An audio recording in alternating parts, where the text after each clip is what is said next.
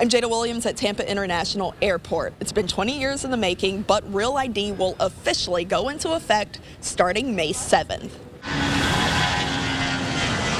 Traveling by plane will soon be a little different. I did hear security telling people this is your last trip without your Real ID. Real ID officially launches nationwide May 7th, but expect to see changes at Tampa International and other airports sooner. When the passenger comes up to the checkpoint, you're going to see two big signs. One says Real ID this way, other says no Real ID this way. The Real ID this way, it should be business as usual. If you don't have a Real ID, you should bring other forms of identification as well. Those include your passport, an enhanced driver's license, or Department of Defense ID.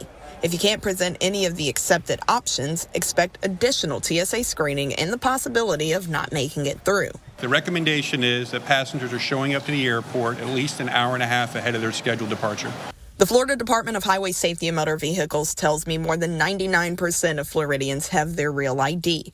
Airport officials believe the issue will likely affect tourists, but the ones I asked are ahead of the curve. I've had it a couple years now. I think right after it first came out, I got mine done. Probably 5 years since probably 4 or 5 years.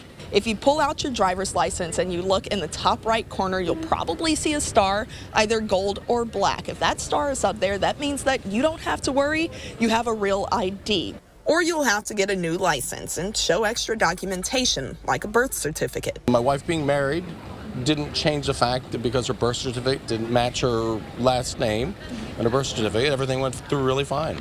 Real ID passed back in 2005 as a response to the 9/11 attack. Its goal is to cut back on fake IDs. Jada Williams, ABC Action News.